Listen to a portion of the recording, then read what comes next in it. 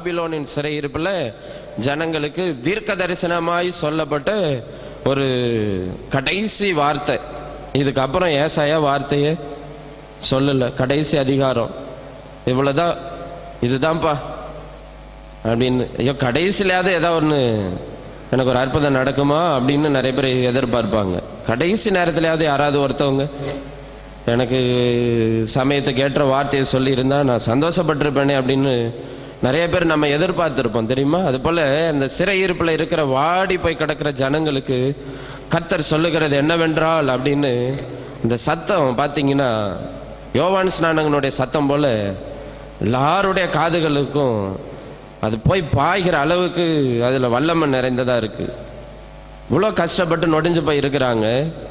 அந்த நேரத்தில் தீர்க்கதரிசி வேகமாக எழுந்து நின்று கர்த்தர் சொல்லுகிறது என்னவென்றால் அப்படின்னா அந்த அந்த எதிர்பார்ப்பு இன்னும் அதிகமாக இருக்கும், அந்த ஆசை இன்னும் அதிகமாக இருக்கும், அந்த விசுவாசம் இன்னும் அதிகமாக இருக்கும், இந்த வேகம் இன்னும் அதிகமாக இருக்கும். இந்த காலையில் உங்களுடைய வேகம் அதிகமாகிடுச்சா? விசுவாசம்லாம் நிறையா இருக்கா? தோத்திரம். இன்னும் நான் ஆண்டவர் விசுவாசிப்பேன் எத்தனை பேர் ஆண்டவர் உயர்த்துவீங்க? இன்னும் நான் ஆண்டவர் ஆராதிப்பேன் எத்தனை பேர் ஆண்டவர் உயர்த்துவங்க? இன்னும் நான் அவரை பின்பற்றுவேன் எத்தனை பேர் ஆண்டவர் உயர்த்துருங்க? தோத்திரம். சொல்லுறேன், இன்னொரு தடவை சொல்றேன், கர்த்தர் சொல்லுகிறது என்னவென்றால் தோத்திரம் தோத்திரம் ஹல்லேலூயா தோத்திரம். சபைக்கு கர்த்தர் சொல்லுகிறார். கர்த்தர் சொல்லுகிறது என்னவென்றால் உங்களுக்கு கர்த்தர் சொல்லி இருக்கிற தீர்க்க தரிசனம் ஒன்று கூட கீழே விழாது, ஒன்றும் மறைந்து போகாது. எல்லாம் அதினதின் காலத்தில் நேர்த்தியாய் நிறைவேற்ற கர்த்தர் வருவார். ஹல்லேலூயா.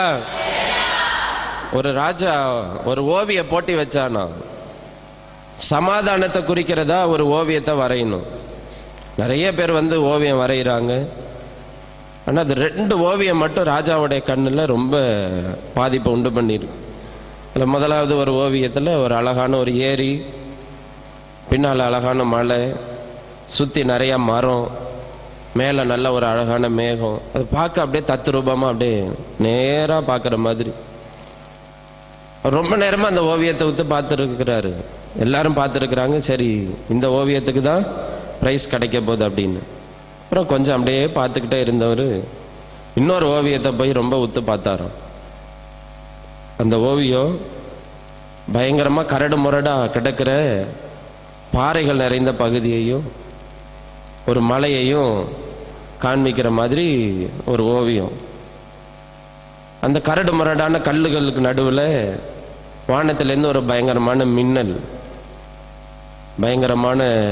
மின்னலுடைய சத்தம், பக்கத்தில் ஒரு அருவி, மலை மேலேருந்து தண்ணி ஊற்றுது, காது அடைக்கிற அளவுக்கு அதில் ஒரு பெரிய சத்தம், பயங்கரமான சத்தம். இப்படி மலைகளுக்கு நடுவில் ஒரு சின்ன ஒரு கேப்பு, அந்த சின்ன கேப்பில் ஒரு பறவையோட அழகான கூடு. இதுதான் அந்த ஓவியமா. அது ரொம்ப அப்படியே கை கட்டி ரொம்ப ரசித்து பார்த்துருக்கிறாரு. எல்லாரும் ஓடி வந்து இந்த ஓவியத்தில் அப்படி நீங்கள் என்ன கண்டீங்க? முன்னால் ஒரு ஓவியம் பார்த்தீங்க, பார்க்க அழகாக இருக்குது, இதில் 2வது பார்த்து கரடு முரடாக கிடக்கு, என்னென்னமோ இப்படிலாம் இருக்குது அப்படின்னு ரொம்ப நேரமாக கவனிச்சுட்டு சொன்னாரா, இந்த நடுவில் ஒரு அழகான ஒரு பறவையோட கூட பார்த்தியா? கரடு முரடான ஒரு பகுதி, பயங்கரமான மின்னலுடைய சத்தம், பயங்கரமான அந்த நீர்வீழ்ச்சியோடைய சத்தம், அவ்வளவு சத்தத்தின் நடுவுலையும் ஒரு அழகாக ஒரு பறவை கூடு கட்டி சந்தோஷமாக வாழ்ந்துட்டு இருக்கு. அதனால் சமாதானம் என்ற அந்த தலைப்பில் நடந்த இந்த ஓவிய போட்டியில் இந்த ஓவியத்துக்கு தான் ப்ரைஸ் அப்படின்னு சொன்னார்.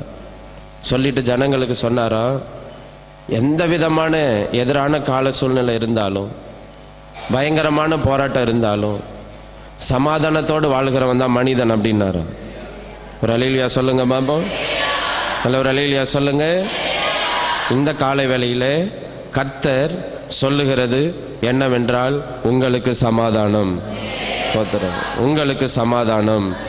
12வது வசனத்தை எடுங்க, எல்லாரும் சேர்ந்து வாசிப்போம். எப்பேற்பட்ட கால சூழ்நிலையா இருந்தாலும், எனக்கு எதுவுமே சாதகம் இல்லைன்னு இருந்தாலும், சமாதானமா வாழ தெரிந்தவன் தான் உண்மையான விசுவாசி. எனக்கு எல்லாமே எதிராக இருக்கு, ஆனா சமாதானத்தோடு வாழ்வதற்கு கர்த்தர் எனக்கு சொல்லி கொடுத்திருக்கிறார் அப்படின்னு சொல்லி வாழ்வதற்கு தான் கர்த்தர் நம்மை அழைத்திருக்கிறார். கர்த்தர் நம்மை சபை கொண்டு வந்திருக்கிறார். சேர்ந்து வாசிங்க 12வது வசனத்தை. கர்த்தர் சொல்லுகிறது என்னவென்றால், இதோ நான் சமாதானத்தை ஒரு நதியைப் போலவும் ஜாதிகளின் மகிமை புரண்டு ஓடுகிற ஆற்றை போலவும் அவளிடமாக பாய்மடி செய்கிறேன். அப்பொழுது நீங்கள் முளைப்பால் குடிப்பீர்கள், இடுப்பில் வைத்து சுமக்கப்படுவீர்கள், முழங்காலில் வைத்து தாளாட்டப்படுவீர்கள். சமாதானம் வந்துட்டா ஃபீடிங் கரெக்டாக வருது. சமாதானம் இல்லாத வரைக்கும் சரியான ஆகாரம் நமக்கு கிடையாது. ஆனால் ஆண்டவர் சமாதானத்தை தந்துட்டு சரியான முறையில் ஆகாரத்தையும் கர்த்தர் நமக்கு தருகிறார். எத்தனை பேர் அல்லேலூயா சொல்லுவீங்க? அதனால நம்ம வீட்டிலலாம் எண்ணெய்க்கு பிசைக்கிற தொட்டிக்கும் ஓய்வே கிடையாது. தோத்திரம். என்ன பஞ்சமே வந்தாலும் கர்த்தர் அந்த பஞ்ச நாட்கள்லையும் ஈசாக்க நடத்தின கர்த்தர் உங்களோட இருக்கிறான்றத சோர்ந்து போகாதீங்க. ஏதோ பணம் இருந்தால் தான் குடும்பம் நடத்திடலான்னு நினைக்காதீங்க. பணத்தை விட இயேசு இருந்தால் தான் எல்லாவற்றையும் செய்ய முடியும். தோத்திரம். இயேசு இல்லாத குடும்பமே கிடையாது. இயேசு இல்லாத மனிதனா வாழவே முடியாது. இயேசுவை சொந்த தெய்வமா ஏற்றுக்கொண்டவன் தான் எந்த காலகட்டத்திலையும் சமாதானமா இருக்க முடியும். வியாதி நேரத்திலையும் சமாதானமா இருக்க முடியும். கடன் பிரச்சனையிலையும் சமாதானமா இருக்க முடியும். எதுவுமே சாதகம் இல்லாத நேரத்திலையும் யார் எதிர்த்தாலும் சமாதானமாய் வாழ்வதற்கு கர்த்தர் நமக்கு கிருபை செய்கிறார். கை உயர்த்தி இன்னொரு தடவை நல்ல ஒரு அல்லேலூயா. தோத்திர. கைகளை தட்டி ஆண்டவரை மேம்படுத்துங்க. கர்த்தர் சமாதானம் தருகிறார். ஹல்லேலூயா. Praise God. ஆமென். எத்தனை பேர் இதை 100க்கு 100 ஏத்துக்கிறீங்க? கர்த்தர் சொல்லுகிறது என்னவென்றால் உங்களுக்கு சமாதானம். சொல்லுங்க பாப்போம். கர்த்தர் சொல்லுகிறது எனக்கு சமாதானம். சொல்லுங்க இன்னொரு தடவை. ஆக மொத பாயிண்ட் என்னது? சமாதானம். சொல்லுங்க, நல்லா சொல்லுங்க. இது எபிரேய பதத்தில் ஷாலோம் அப்படின்னு அர்த்தம். எபிரேய பதத்தில் என்னது? ஆமாம், நம்மளை மாதிரிலாம் இப்படிலாம் சொல்ல மாட்டாங்க. குடிஞ்சு ஷாலோம் அப்படின்வாங்க. அதான் யூதர்களுடைய முறை. பக்கத்தில் அப்படி இப்படி கை கட்டி பக்கத்தில் பார்த்து ஷாலோம் அப்படின்னு சொல்லுங்க பாப்போம். யாராக இருந்தாலும் சொல்லணும். சண்டை போட்டு வந்தாலும் இங்கே சமாதானம். என்ன இவங்களுக்கு நேராக குனிய வச்சுட்டீங்களே அப்படின்னு. பேல் பணியும் நேபா குனியும்னு ஏசாயா தீர்க்க தரிசனம் சொன்னது போல குனியாதது எதுவும் சபையில் குனிய வைக்கிறது தான் ஆண்டவர் வந்திருக்கிறார். பணியாதது எதுவும் பணியும். அல்லேலூயா. என்ன எல்லா முழங்காலும் முடங்கும் அப்படி தானே எழுதியிருக்கு. அவர் ஒருவர் தான் ரட்சகர்ன்றதை காலம் புரிந்து கொள்ளும். அல்லேலூயா. கைவரித்த நல்ல ஒரு அல்லேலூயா சொல்லுங்க பாப்போம். இப்படி எத்தனை பேருக்கு சமாதானம் பண்ணியிருக்கீங்க? எத்தனை பேருக்கு சமாதான வாழ்த்துதல் சொல்லியிருக்கீங்க? இதெல்லாம் சொல்லாமல் எனக்கு சமாதானம் வேணும். சமாதானம் எங்கேருந்து வரும்? விதைச்சிருந்தா தான் இருக்க முடியும். அல்லேலூயா சொல்லுங்க. எடுங்க பிலிப்பியர் 4வது அதிகாரம் எடுங்க பாப். பிலிப்பியர் நல்லா ஈஸியாக சொல்லுங்க பாஸ்டர். பிலிப்பியர் எங்கே இருக்குன்னே தெரியலையே. சங்கீதமாக சொல்ல மாட்டீங்களா? பிலிப்பியர் 4வது அதிகாரம் 6வது 7வது வசனம் சேர்ந்து வாசிப்போமா? சேர்ந்து வாசிப்போம். எடுங்க. நோத்துறோம். வேகமாக எடுத்தவங்க பழைய ஏற்பாட்டு பரிசுத்தவான்கள், மெதுவாக எடுக்கிறவங்க புதிய ஏற்பாட்டு புண்ணியவான்கள். நோத்துறோம். யாரையும் விடலை. டக்குன்னு எடுக்கணும். என்ன சரியா? ஒரு அல்லேலூயா சொல்லுங்க. எல்லாரும் எடுத்துட்டீங்களா? பிலிப்பியர் கண்டுபிடிச்சிட்டிங்களா? சரி, வாசிங்க பார்ப்போம். ஒன்றுக்கும் கவலைப்படாமல் எல்லாவற்றையும் குறித்து உங்கள் விண்ணப்பங்களை ஸ்தோத்திரத்தோட கூடிய ஜபத்தினாலும் வேண்டுதலினாலும் தேவனுக்கு தெரியப்படுத்துங்கள். அப்பொழுது எல்லா புத்திக்கும் மேலான தேவ சமாதானம் உங்கள் இருதயங்களையும் உங்கள் சிந்தைகளையும் கிறிஸ்து இயேசுவுக்குள்ளாக காத்துக்கொள்ளும். ஒரு அல்லேலூயா சொல்லுங்க. முதலாவது தேவ சமாதானம். சொல்லுங்க பாப்பா. என்ன சமாதானம்? அதில் அழகாக எழுதியிருக்குப்பாங்க. நீங்கள் ஒன்றுக்கும் கவலைப்படாமல். எப்படி எழுதியிருக்கு? எதை குறித்து நீங்கள் கவலைப்படாமல் ஆண்டவர் பேர்லேயே நம்பிக்கையாக இருந்தால் உங்கள் இருதயத்தை சமாதானம் நிரப்பிக்கிட்டே இருக்கும். இன்னைக்கு அறகுறையாக இருக்கிற உங்களுக்குள்ளே இருக்கிற சமாதானம் இன்னைக்கு பொங்கி வழியிற அளவுக்கு ஆண்டவர் உங்களுக்குள்ளே கிருபை செய்ய போகிறார். எத்தனை பேர் ஆசையாக இருக்கீங்க? தோத்திரம். அல்லேலூயா. தோத்திரம். 180 தடவை பழைய ஏற்பாட்டில் வருதான் சமாதானம். எப்படி வருதா பாருங்க. அது கேட்கும் போதே எவ்வளோ சந்தோஷமா இருக்கு. மறக்கக்கூடாது. எத்தனை தடவை வருது? 180 தடவை. எப்போ கேட்டாலும் சொல்லணும். யார்ட்டையாவது கேட்கணும். சமாதானன்ற வார்த்தை பழைய ஏற்பாட்டில் எத்தனை தடவை வருது எனக்கு தெரியும் அப்படின்னு முந்திக்கணும், சொல்லணும். எத்தனை தடவைமா வருது? 180 தடவை வருதா சமாதானம் அப்படின்றது. திரும்ப திரும்ப திரும்ப சொல்லப்படுற ஒரு இறையியல் வார்த்தை. இதுக்கு மேலான ஒன்று ஒரு மனிதனால திணிக்க முடியாது. அந்த அளவுக்கு ஆண்டவர் சமாதானம் அப்படின்றத கொண்டு வந்து பூமியில் கற்றுக் கொடுத்துட்டார். இந்த சமாதானம் அப்படின்றது பரிபூரணத்தையும் முழுமையையும் காண்பிக்குது. ஹோல்னஸ் அண்ட் கம்ப்ளீட்னஸ், பரிபூரணத்தையும் ஒரு முழுமையையும் காண்பிக்குது. தேவ சமாதானம் அப்படின்றது எந்த ஒரு மனிதனுக்குள்ளேயும் அறகுறையா வந்துடாது.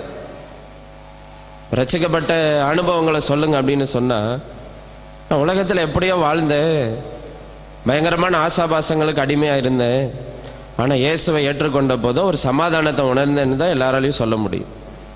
இங்கே இருக்கிற எல்லாரும் அப்படி தானே சொல்லியிருக்கீங்க சாட்சி? ரலிலியா சொல்லுங்க பாபா. அந்த சமாதானம் தான் இந்த பரிபூரணம், கம்ப்ளீட்னஸ், ஹோல்னஸ். நம்ம உள்ளத்துக்குள்ள ஆண்டவரை ஏற்றுக்கொண்டதுனால வந்த சமாதானம், ஆண்டவருடைய பிள்ளையா மாறினதுனால வந்த சமாதானம், ஞானஸ்நானம் எடுத்த உடனே வந்த ஒரு சமாதானம். இது மற்றவங்க அந்த சமாதானத்தில் துள்றத நான் பார்த்து ஆண்டவரை மகிமைப்படுத்தி இருக்கிறேன், நான் பார்த்து ஆண்டவரை உயர்த்தி இருக்கிறேன். அப்படியே கண்களில் தண்ணி வரும். அந்த சமாதானத்தை அடையும் போது அவங்களுக்குள்ள ஒரு மாற்றம் வரும் பாருங்க, முகத்திலையும் அவங்களுடைய செயல்லையும் அவங்களுடைய வேகத்திலையும். ஐயோ, பார்க்கும்போது அவ்வளோ ஆச்சரியமா இருக்கும். அதே போல ஒரு மகிமையை இந்த கால வேளையில் உட்கார்ந்துருக்க உங்க முகத்துலலாம் நான் பார்த்துக்கிட்டு இருக்கிறேன். அதனால தான் திரும்ப திரும்ப சொல்றேன், உங்களுக்கு சமாதானம். தோத்திரம், அல்லேலூயா, தோத்திரம். எல்லாரையும் பார்க்கும்போது, இங்கேருந்து பார்க்கும்போது ரொம்ப சந்தோஷமா இருக்கு. எல்லாருடைய முகத்திலையும் கர்த்தருடைய மகிமை உதித்து கொண்டு இருக்கிறது. அல்லேலூயா. எல்லாருடைய முகத்துக்கு கர்த்தருடைய காருண்யம் வந்து விட்டது. கைத்தட்டி ஆண்டவரை மேம்படுத்துங்க ஆவியில நிரம்பி. அல்லேலூயா, அல்லேலூயா, அல்லேலூயா, அல்லேலூயா. Praise the Lord. தோத்திரம். ஆராதிச்ச இந்த வேலையிலேயே உங்க வீட்டுக்குள்ளேயே ஒரு மகிமை வந்துருச்சு. தோத்திரம். போங்க, போய் உணர்வீங்க. கேள்வி கேட்கக்கூடாது, எங்க மகிமை, எங்கே சமாதானம் அப்படின்னு.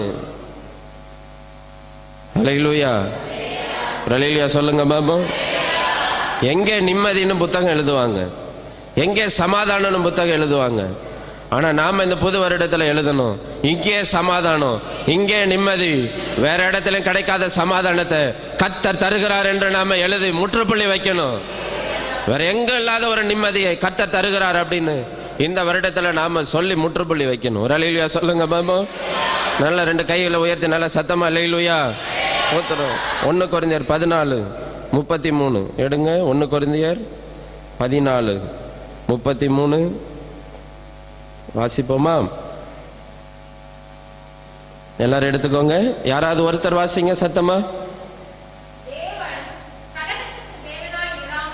கலகத்துக்கு தேவனாயிராமல் சமாதானத்திற்கு தேவனாயிருக்கிறார். பரிசுத்தவான்களுடைய சபைகள் எல்லாவற்றிலேயும் அப்படியே இருக்கிறது. முதலாவது சபையில சமாதானம் பெருகணும். எங்க பெருகணும்? சபை. சபைன்றது என்னது? கட்டடம் இல்லை, நீங்களும் நானும் தான் சபை. நம்ம எல்லாரும் கூடி வர இடத்துல சமாதானம் பெருகி தான் இருக்கணும். சமாதானத்துக்கு குறைவே இருக்கக்கூடாது. அது எப்படியா? நதியை போல புரண்டு ஓடுதான். எப்படியா? நதியை போல. அந்த நதி உற்பத்தி ஆகி கடல் விழுங்குற வரைக்கும், கடல் தன்னுடைய பசியை போக்குற வரைக்கும் நதி புரண்டு ஓடிக்கிட்டே தான் இருக்கணும். கடலுக்கு ஒரு பசி, அது பசியை தீர்க்கணும்னா நதி ஓடி வரணும் வேகமா. அந்த கடல் விழுங்குற வரைக்கும் இந்த நதி கரை புரண்டு என்ன பண்ணிக்கிட்டே இருக்கணும்? ஓடிக்கிட்டே. சமாதானம் புரண்டு புரண்டு புரண்டு புரண்டு. சமாதானத்துக்கு அளவே இல்லை. சபைக்குள்ள வரும்போது நீங்க எத்தனை பேருக்கு சமாதான வாழ்த்துதெல்லாம் சொன்னீங்க? கர்த்தருக்கு ஸ்தோத்திரன்னு எத்தனை பேர் வாழ்த்துனீங்க? முடிஞ்சு போகும்போது ஒருவர் சந்தோஷ முகத்தோட வாழ்த்துங்க. அல்லேலூயா. கைவரித்தோர் அல்லேலூயா சொல்லுங்க மாமா. ஸ்தோத்திரம். தொடர்ந்து வாங்கன்னு அவங்கள உற்சாகப்படுத்துங்க. சோர்ந்து போகாதீங்கன்னு சொல்லுங்க. உங்களில் ஒரு சமாதானத்தை காண்கிறேன்னு சொல்லுங்க. பலர் பல கஷ்டங்களில் நெருக்கப்பட்டு வந்திருப்பாங்க, பலர் பல உபத்திரவங்களில் வந்திருப்பாங்க, எந்த ஒரு உபத்திரவத்தையும் எந்த ஒரு கஷ்டத்தையும் மாற்றி போடுகிறது தான் தேவ சமாதானம். ஸ்தோத்திரம். தேவன் கலகத்துக்கு தேவனாய் இராமல் சமாதானத்துக்கு தேவனாய் இருக்கிறார். இந்த காலை வேளையில நாம் ஆராதிக்கிற தேவன் சமாதானத்துக்கு பாத்திரர், சமாதானத்துக்குரியவர். இந்த சமாதான நதியை போல பெருகி வருகிறது. உங்க உள்ளத்தையும் உங்க இல்லத்தையும் இந்த சமாதானம் நிரப்பி கொண்டே இருக்கும். இந்த வருடத்துல உண்மையா தீர்க்க தரிசனமா சொல்றேன், உங்க வீட்டுல சமாதான குறைவே வராது. ஸ்தோத்திரம். கை உயர்த்தி நல்ல ஒரு அல்லேலூயா சொல்லுங்க. ஸ்தோத்திரம். இது அப்படியே நிறைவேறணும். சொல்லுங்க பாப்போம்.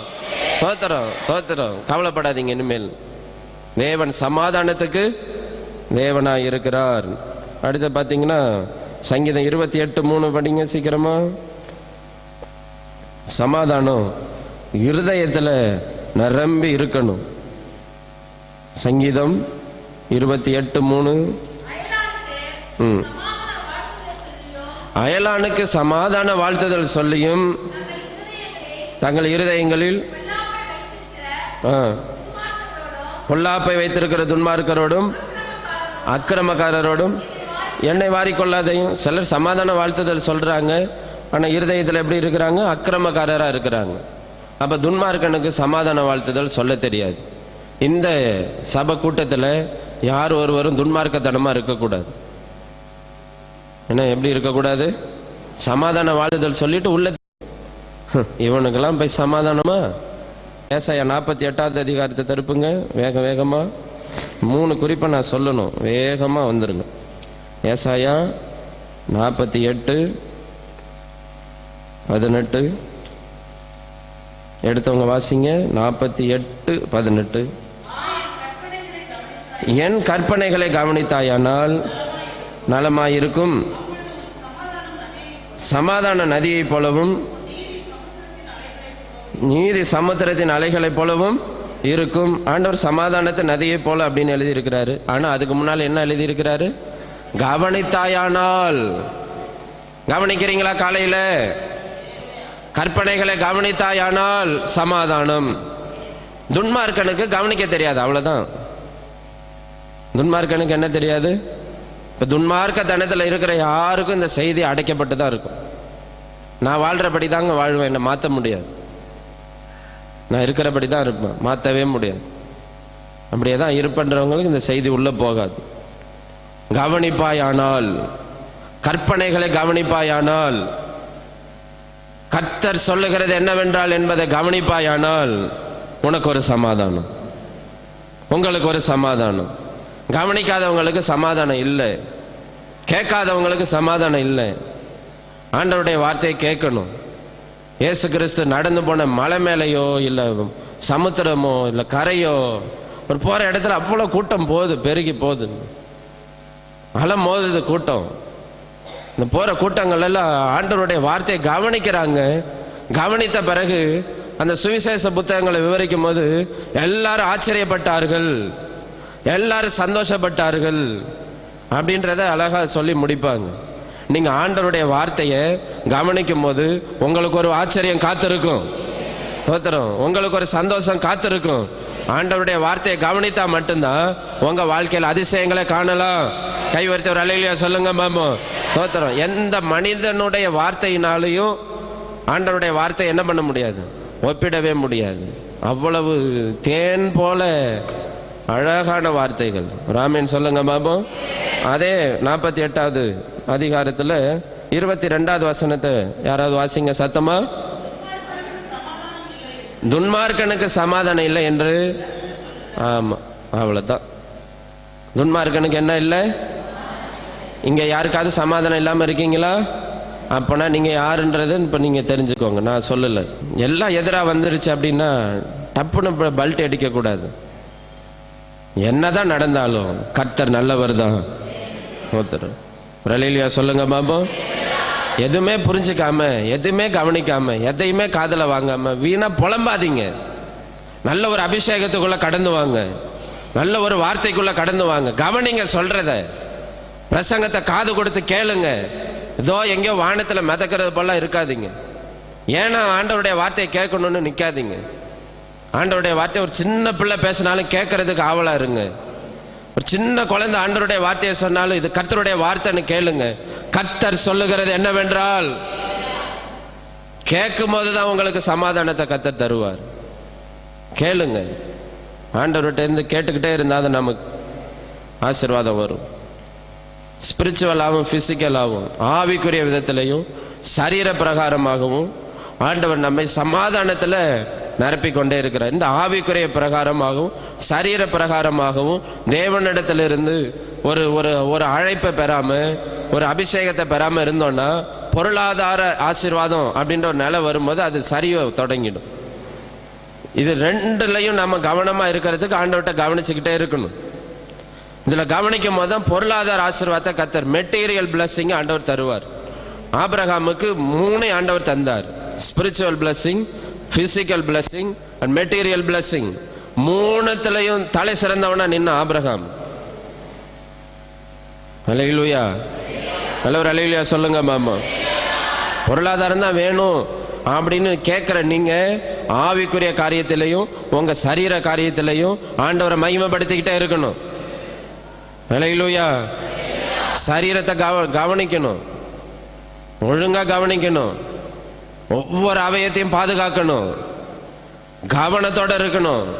கவன சிதறல் சரீரத்து மேல வரக்கூடாது. ஆவிக்குரிய காரியத்தில் எவ்வளவு உண்மையா இருக்கிறோமோ அவ்வளவு உண்மையாக சரீர பிரகாரத்தில் இருக்கணும். அப்படி இருக்கும்போது தான் நமக்கு பொருளாதார ஆசீர்வாதத்தை கர்த்தர் தருவார். கைவரித்தவர் அல்லேலூயா சொல்லுங்க மாமா. இந்த 3ஐயும் காத்துக்கிறவங்களுக்கு தான் சமாதானம் பெருகும். 3ஐயும் காத்துக்கணும். உங்க கை தேடி வந்த எதுவும் உங்க கை விட்டு விலகி போகாதபடி பாதுகாத்துக்கணும். வேலி அடைக்கணும், ஜப வேலி போடணும். வேலி அடைக்க தெரியலன்னா எல்லாம் கைவிட்டு போயிடும். ஒரு நல்ல ஜபம் உங்களுக்குள்ள வந்துகிட்டே இருக்கணும். ஜபம் பண்ணிட்டு வந்து நான் ஜபம் பண்ணியிருக்கிறேன்னு சொல்றது இல்லை. ஜபம் ஒரு தேவ பிரசன்னத்தை உண்டு பண்ணணும். எல்லாரும் உணரணும், இது ஒரு ஜபம் பண்ற இடம்ன்றதை உணரணும். சொல்றதுனால தெரியக்கூடாது, அங்க இருக்கிற அபிஷேகத்தை அநேகர் உணரணும். கைவரித்து ஒரு அல்லேலூயா சொல்லுங்க மாமா. ஆக கர்த்தர் சொல்லுகிறது என்னவென்றால் உங்களுக்கு சமாதானம். எத்தனை பேர் சமாதானம் அப்படின்ற வார்த்தையை கேட்டு சந்தோஷப்படுறீங்க? இனி ஒருத்தரும் ஒருபோதும் சமாதான குறைவு எனக்கு இல்லைன்னு யாரும் என்ன பண்ணக்கூடாது, சொல்லவே கூடாது. ஆக 2வது காரியத்துக்கு போவோமா? 2வது 13வது வசனத்தை சேர்த்து வாசிப்போம். ஏசாயா 66:13 வாசிங்க, சேர்ந்து வாசிங்க சத்தமா. ஒருவனை அவன் தாய் தேற்றுவது போல் நானும் உங்களை தேற்றுவேன், நீங்கள் எருசலேமிலே தேற்றப்படுவீர்கள். ஆக 2வது பாயிண்ட், கர்த்தர் சொல்லுகிறது என்னவென்றால் உங்களுக்கு ஆறுதல். கைவரித்தவர் அல்லேலூயா சொல்லக்கூடாதா? சத்தமா சொல்லுங்க. 2 கொரிந்தியர் 1:3 வாசிங்க. தேவன் தேற்றுகிறவர். எத்தனை பேர் ஒரு ஆமீன் சொல்லுவீங்க? தோத்திரம். ஆறுதலின் தேவன், தேறுதலின் தேவன். 2 கொரிந்தியர் 1:3 நமது கர்த்தராகிய இயேசு கிறிஸ்து பிதாவாகிய தேவனும் இரக்கங்களின் பிதாவும் சகலவிதமான ஆறுதலின் தேவனுமாய் இருக்கிறவருக்கு ஸ்தோத்திரம். ஒரு அல்லேலூயா சொல்லுங்க மாமா. இப்படி ஆண்டவரை மகிமைப்படுத்தணும். எப்படி? சகல விதமான, சொல்லுங்க, சகல விதமான ஆறுதலின் தேவனுமாய் இருக்கிறவருக்கு ஸ்தோத்திரம். கஷ்டமா இருக்குங்க அப்படின்னு வெளியில போய் புலம்பி என்னத்தை கண்டீங்க? சகல விதமான ஆறுதலின் தேவனுமாய் இருக்கிறவருக்கு ஸ்தோத்திரம் அப்படின்னு அந்த இடத்த விட்டு கடந்து வந்துடணும். அழுகையின் பள்ளத்தாக்க உருவ நடந்து அப்படின்னு எழுதி இருக்கும். அழுகை அடக்கவே முடியாது. யாராவது ஆறுதல் செய்வாங்களா? இல்ல. அந்த இடத்துல வேகமா நடந்து சகல விதமான ஆறுதலின் தேவனுமாய் இருக்கிறவருக்கு ஸ்தோத்திரம் அப்படின்னு ஓடி வந்துடணும். அல்லேலூயா. உருவ நடந்து ஓடி வந்துடணும். எனக்கு ஒருத்தர் இருக்கிறாருங்க, அவர் எனக்கு ஆறுதல் தருவார். இந்த உலகம் எனக்கு ஆறுதல் தராவிட்டாலும் நான் ஆராதிக்கிற கர்த்தர் எனக்கு இருக்கிறார். அவர் சகல விதமான ஆறுதலின் தேவன். அல்லேலூயா. 2வது பாயிண்ட், கர்த்தர் சொல்லுகிறது என்னவென்றால் உங்களுக்கு ஆறுதல். சொல்லுங்க பாப்பா. கர்த்தர் சொல்லுகிறது என்னவென்றால் எனக்கு ஆறுதல்.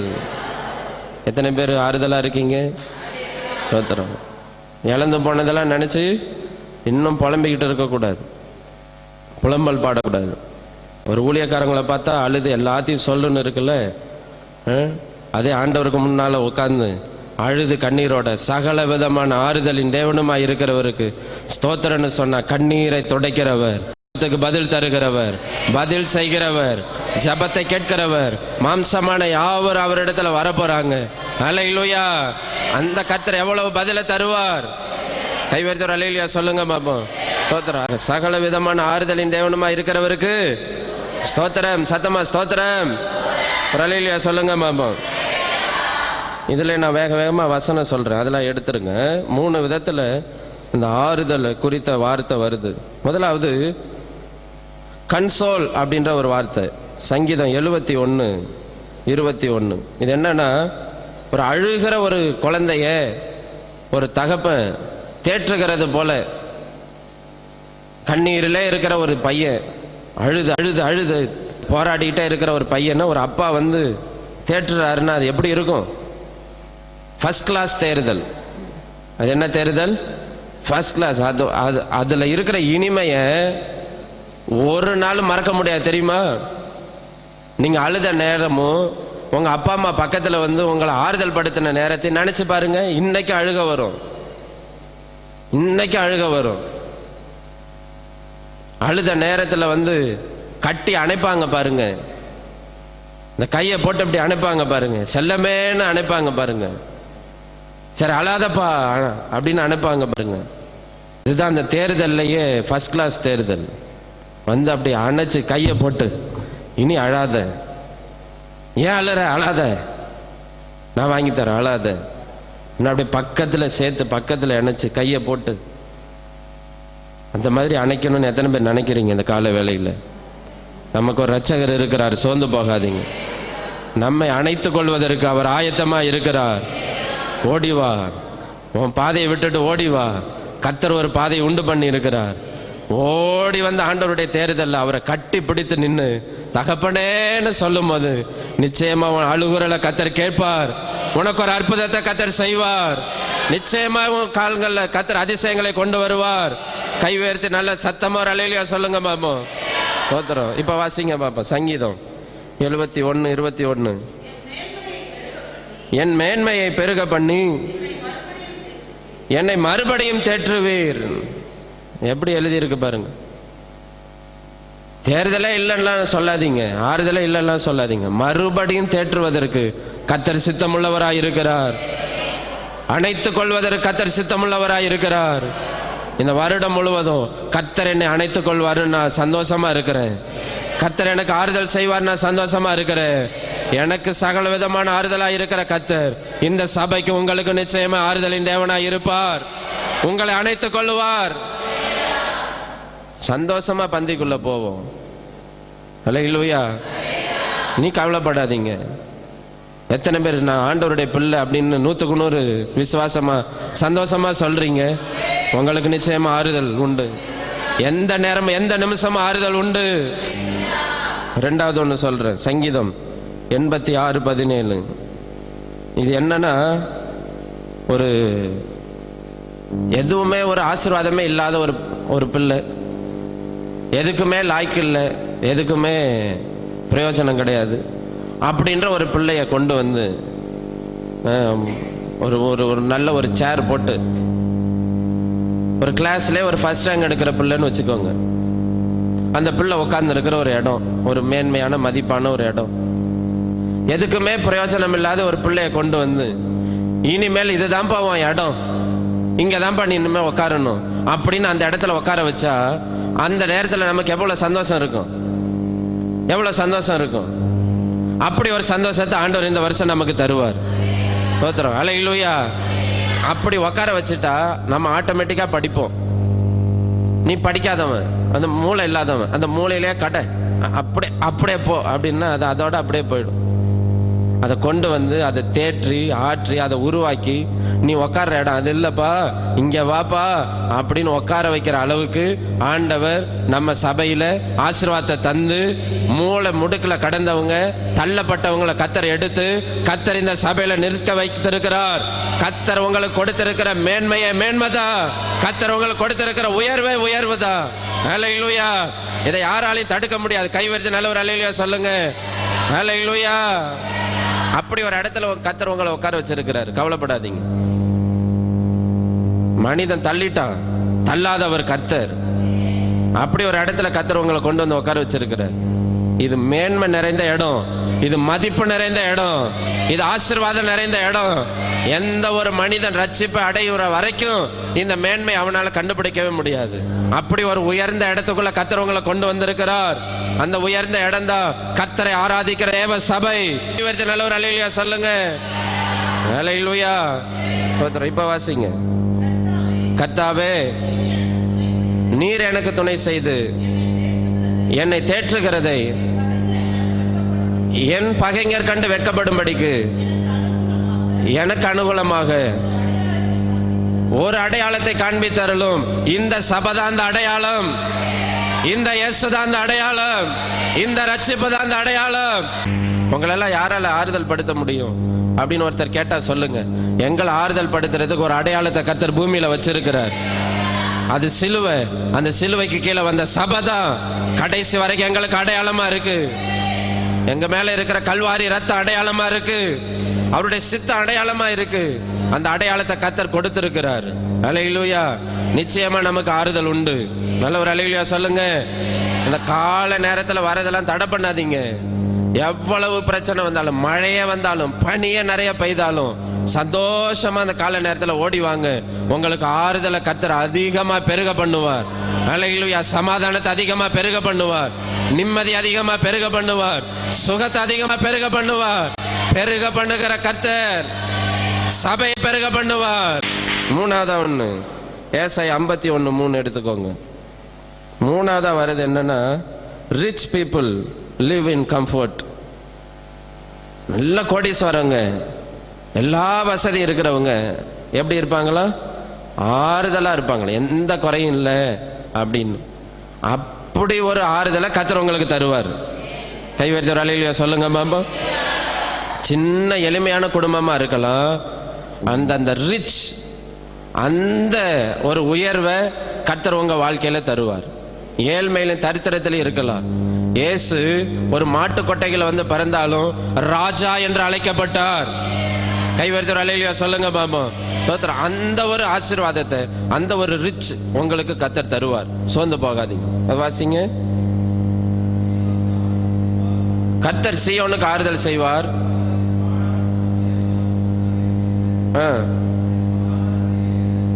ஏதேனை போலவும் கர்த்தரின் தோட்டத்தை போலவும் அதில் உண்டாயிருக்கும். கைவர்த்தி அல்லேலூயா சொல்லுங்க மாமா. கர்த்தர் சீயோனுக்கு என்ன பண்ணுவாரா? ஆறுதல் செய்வார். நிச்சயம் ஆறுதல் உண்டு. அந்த ரிச்க்குள்ள கர்த்தர் கொண்டு வர என்னன்னா பாருங்க. ஏதேனை போல, எது மாறுமா? வனாந்தரம் ஏதேனை போல, அவாந்தர வெளி கர்த்தரின் தோட்டத்தை போல. அப்புறம் சந்தோஷம், மகிழ்ச்சி, துதி, கீத சத்தம். இன்னும் வேணுமா? இதுல நம்ம பரலோகம் போய் சேர்ந்துடலாம். கைவர்த்தி அல்லேலூயா சொல்லுங்க பாப்பா. இன்னும் கொஞ்சம் ஏதாவது இருந்தா நல்லா இருக்குமே. இருக்கிறது போதும். ஆண்டவரை மகிமைப்படுத்து. இருக்கிறத வச்சு சந்தோஷமா கரை சேரலாம். அல்லேலூயா. அல்லவர் அல்லேலூயா சொல்லுங்க. அல்லேலூயா. டைட்டானிக் கப்பல் மூழ்குது. ஒரு பெரிய பணக்காரருக்கு லைஃப் போட்டு கிடைச்சிருச்சு. அவரும் அவங்க பிள்ளைங்களும் போகணும், கரை சேர்ந்துடலாம். அவர் ரட்சிக்கப்பட்ட ஒரு பிள்ளை. ஆனா அவருடைய பிள்ளைக்கு ஒரு நண்பர் இருந்தானா. அந்த நண்பர் ரட்சிக்கப்படாம இருக்கான். அவன் சொல்றான், இவனை எப்படியாவது கொண்டு போய் என்ன பண்ணிடணும், கரை சேர்ந்துடணும் அப்படின்னு. ஆனா அந்த போட்டுக்குள்ள 2 பேர் தான் உட்கார முடியும். அப்ப இந்த தகப்பன் சொன்னாரா, இவனுக்கு இடம் கொடு, நான் கடல்ல குதிச்சிடுறேன். அவங்க பையன் கேட்டானா, ஏன்பா அப்படின்னு. நான் ரட்சிக்கப்பட்டுட்டேன், அவன் இன்னும் ரட்சிக்கப்படல, அவனுக்கு வாய்ப்பு கொடுப்போம். அவன் கரை சேர்ந்தானா நிச்சயமா இதை உணர்ந்துக்கு ஆண்டவர் ஆராதிப்பான், ரட்சிக்கப்படுவான் அப்படின்னு. ஒருத்தர் தன் ஜீவனையே தந்து ஒருத்தருக்கு ரட்சிப்பை கொடுத்திருக்கிறாருன்னா, அதை விட ஒரு விலையேற பெற்ற ரட்சிப்பை இயேசு நமக்கு தந்திருக்கிறார். ஜீவனையே நமக்காக கொடுத்து நமக்கு மகா பெரிய ரட்சிப்பை தந்திருக்கிறார். அந்த ரட்சிப்பை நம்ம ஆராதிப்பதற்கு தான் சந்தோஷம், மகிழ்ச்சி, துதி, கீத சத்தம். அல்லேலூயா. இதை சொல்லி சொல்லி ஆறுதல் அப்படின்ற ஒரு ரிச் நிலையில ஒரு ஒரு ஒரு உயர்ந்த ஒரு நிலையில நம்ம கம்பீரமா வந்து நிக்கணும். இனி யார் வருவரும், எனக்கு அது இல்லை இது இல்லைன்னு புலம்ப கூடாது. கர்த்தர் எனக்கு தந்திருக்கிற ரிச்சுக்காக, கர்த்தர் எனக்கு தந்திருக்கிற உயர்வுக்காக, கர்த்தர் எனக்கு தந்திருக்கிற மேன்மைக்காக ஸ்தோத்திரன்னு சொல்லும் போது உங்களுக்கு ஆறுதல் பெருகும். கர்த்தர் சொல்லுகிறது என்னவென்றால் உங்களுக்கு ஆறுதல். கைவர்த்தி நல்லா இல்லையா சொல்லுங்க. ஸ்தோத்திரம். ஏசாயா 66:14 வேகமா.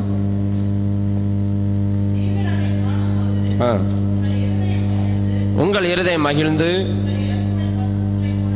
உங்கள் எலும்புகள் பசும் புல்லை போல செழிக்கும். கர்த்தருடைய ஊழியக்காரரிடத்தில் அவருடைய கரமும் அவருடைய சினம் என்ன பண்ணப்படுமா? ஆமா. கர்த்தர் சொல்லுகிறது என்னவென்றால் உங்களுக்கு ஒரு செழிப்பு. கைவர்த்தலையில சொல்லுங்க பாபா. நிறைய பேர் இந்த ப்ராஸ்பரிட்டி டாக்டரினை பேசி பேசி செழிப்புக்குள்ள வரதுக்கே இப்ப ரொம்ப யோசிக்க வேண்டியதா இருக்கு. நம்ம கர்த்தர் செழிக்க வைப்பார், உண்மைதான். இப்படிதான் ஒருத்தன் மலையிலேருந்து தட்டுமாறி ஒரு மரக்கலையில வந்து தொத்தி கையை பிடிச்சி தொங்கிக்கிட்டே இருந்தான். ஜெபம் பண்ணானா, ஆண்டவர் பேசினாரா, இந்த மரக்கலையை விட்டுருப்பா, அவனை பிடிச்சுக்கிறேன் அப்படின்னு. அவன் கடைசி வரைக்கும் கேட்கவே இல்லையா. விடுகிற வரைக்கும் தொங்கி இருக்கிறான். விடிஞ்ச பிறகு பார்த்தா அந்த காலுக்கும் தரைக்கும் ஒரு ஒரு சின்ன இன்ச் அளவுக்கு தான் இருந்திருக்கு. சே, இதுக்கு போய் தொங்கி இருக்கிறோம் பாரு அப்படின்னு. ஐயோ செத்துருவோமோ, ஜீவன் போயிடுமோன்னு தொங்கிக்கிட்டே விடிய விடிய நின்றுட்டு இருக்கிறான். சிலர் அந்த அந்த எல்லாம் பணம், செல்வாக்கு, செழிப்பு எல்லாம் இருக்கிற வரைக்கும் தான். அதுல கொஞ்சம் அந்த கடன் பிரச்சனை கொஞ்சம் குறைவு வந்துருட்டும், இதோட வாழ்ந்தது போதும், கதையை முடிச்சிடலாம், இதோட என்ன பண்ணிடலாம், உளுந்துருவோம், அதோட தொலைஞ்சிருவோம், இதோட அழிஞ்சு போச்சு, இதோட முடிஞ்சு போச்சு. ஆண்டவர் சொல்லுவார், வா என் கைக்கு வா, வந்துரு, என் சத்தத்தை கேளு, குதிச்சிரு, விட்டுரு, வா அப்படின்னு ஆண்டவர் கூப்பிடுவார். வந்துடணும். திரும்ப ஆண்டவர் உயர்த்துற வரைக்கும் அவருடைய பலத்தை கைக்குள்ள அடங்கி இருக்கு. அல்லேலூயா. ஒரு சரிவு வரும், ஒரு ஏற்றம் இருந்தா ஒரு சரிவு வரும். அந்த சரிவுலையும் சரி கட்ட தெரிந்தவன் தான் விசுவாசி. கை வைத்தவர்களையா சொல்லுங்க மாமா. கடன் பிரச்சனையை சரி கட்டணும், பண பிரச்சனையை சரி கட்டணும். எல்லாரும் போல போராட்டு இன்னும் போராட்டு கிடக்கூடாது, சரி பண்ணணும். முழங்கால சரியாக்க வேண்டியதை முழங்கால தான் சரி பண்ணணும். அல்லேலூயா. ஸ்தோத்திரம். லேவியராகமம் 26வது அதிகாரம் 1-9 வரைக்கும் எடுத்தீங்கன்னா, கீழ்படுகிறவங்களுக்கு ஆண்டவர் செழிப்பை கட்டளையிடுவார். கீழ்படியணும், சொல்றதை கேட்கும் போதுதான் உங்களுக்குள்ள ஒரு செழிப்பு உங்களுக்குள்ள வந்துகிட்டே இருக்கும். ஆக ஆபகுக்கு 3வது அதிகாரம் 17-19 வரைக்கும் பார்த்தீங்கன்னா, நான் கர்த்தருக்குள் மகிழ்ச்சியா இருப்பேன் அப்படின்னு பாடுவார். மந்தையில ஆடுகள் இல்லாம போனாலும் நான் எப்படி இருப்பேன்? கர்த்தருக்குள் எப்படி இருப்பேன்? மகிழ்ச்சியா இருப்பேன். சொல்லுங்க பாபா, கர்த்தருக்குள் மகிழ்ச்சியா இருப்பேன். எந்த குறைவு வந்தாலும் கர்த்தருக்குள்ள மகிழ்ச்சியா இருக்க கத்துக்கணும். உடனே புலம்ப கூடாது. யோபு மனைவி மாதிரி புலம்புறத விட்டு தள்ளு. இனிமேல் கர்த்தர் செழிப்புக்குள்ள கொண்டு வருவார். வனாந்தர வயல்வெளியாய் மாறும். உன்னதத்திலிருந்து ஒரு ஆவி ஊற்றப்படும். நிச்சயமாய் நமக்கு உயர்வு வரும். அல்லேலூயா. சங்கீதம் 36:8 நிறைவான மகிழ்ச்சி ஆண்டவர் கொண்டு வருவார். அறகுறையால அல்ல, நிறைவானது ஆண்டவர் நமக்குள்ள கொண்டு வருவார். ஆக நிறைவான மகிழ்ச்சி வரணும்னா என்ன பண்ணணும்? வழியை ஆண்டவரிடத்துல ஒப்படைக்கணும். ஒப்படைச்சிட்டு சந்தோஷமா இருக்கணும். நான் இனிமேல் ஆண்டவர் கையில ஒப்படைச்சிட்டேன், எல்லாத்தையும் கொடுத்துட்டேன், எல்லாம் வர வேண்டிய ஆசீர்வாதம் செழிப்பு தானா வரும் அப்படின்னு நினைக்கணும். அல்லேலூயா. நான் வழியை ஆண்டவர்கிட்ட கொடுத்துட்டேன், என் யோசனை ஆண்டவர்கிட்ட கொடுத்துட்டேன், நான் சூஸ் பண்றது இல்லை, ஆண்டவர் எனக்கு என்ன தரணும்னு நினைக்கிறாரு அதுதான் நான் ஒப்பு கொடுத்துட்டேன். ஒப்பு கொடுத்துட்டு சந்தோஷமா இருக்கணும். ஆண்டவர் செய்வாரோ செய்ய மாட்டாரோ, செய்வாரோ செய்ய மாட்டாரோ அப்படின்னு அப்படி இல்லை. வழி ஒப்படைச்சிட்டு சந்தோஷமா இருக்கணும். அல்லேலூயா. சொல்லுங்க பாபா. அடுத்து பார்த்தீங்கன்னா சகரியா 8:14-15 பார்த்தீங்கன்னு வச்சுக்கோங்க. சேனைகளின் கர்த்தர் சொல்லுகிறது என்னவென்றால் அப்படின்னு சொல்லி அழகா வசனத்தை சொல்லுவார். சகரியா 8 பாருங்க, 14-15. சேனைகளின் கர்த்தர் சொல்லுகிறது என்னவென்றால், உங்கள் பிதாக்கள் எனக்கு கோபம் மூட்டின போது நான் உங்களை தண்டிக்க நினைத்து மனம் மாறாமல் இருந்தது போல இந்நாட்களில் எருசலேமுக்கு யூதாவுக்கு நன்மை செய்யும்படி திரும்ப நினைத்தேன். என்ன பண்ணாதீங்கள்? என்ன பண்ணாதீங்க? ஆமா, இனிமேல் ஆண்டவர் அடிச்சிருவாரு, நொறுக்கிடுவாருலாம் சொல்லாதீங்க. பயப்படாதிருங்கள், பயப்படாதே தேசமே, பயப்படாதே, மகிழ்ந்து களி கூறு, சேனைகளின் கர்த்தர் பெரிய காரியங்களை செய்வார். கைவர்த்தி நல்ல ஒரு அல்லேலூயா சொல்லுங்க மாமா. அதிலே சகரியா 8:16-17 பார்த்தீங்கன்னா அங்க அழகா எழுதியிருக்கு. என்னது? ஆமா, கர்த்தர் சொல்லுகிறது என்னவென்றால், அப்படிதானே கேட்டோம். இங்க என்ன எழுதியிருக்கு சொல்லுங்க. சொல்லுங்க, நீ என்ன செய்யணும்? அவன் பிறனோடு உண்மையை பேசுங்கள், உங்கள் வாசல்களில் சத்தியத்துக்கும் சமாதானத்துக்கு ஏற்க நியாயம் தருங்கள், ஒருவனும் பிறனுக்கு விரோதமாய் தன் இருதயத்தில் தீங்கு நினையாமலும் பொய் ஆணையின் மேல் பிரியப்படாமல் இருங்கள், இவைகளை எல்லாம் நான் வெறுக்கிற காரியங்கள் என்று கர்த்தர் சொல்லுகிறார். இதெல்லாம் நீங்க செய்வீங்களா? செஞ்சாதான் கர்த்தர் சொல்லுகிறது என்னவென்றால், உங்களுக்கு சமாதானம், உங்களுக்கு ஆறுதல், உங்களுக்கு செழிப்பு என்ற இந்த வார்த்தை உங்களுக்குள்ள நிறைவேறும். கைவர்த்தி ஒரு அல்லேலூயா சொல்லுங்க.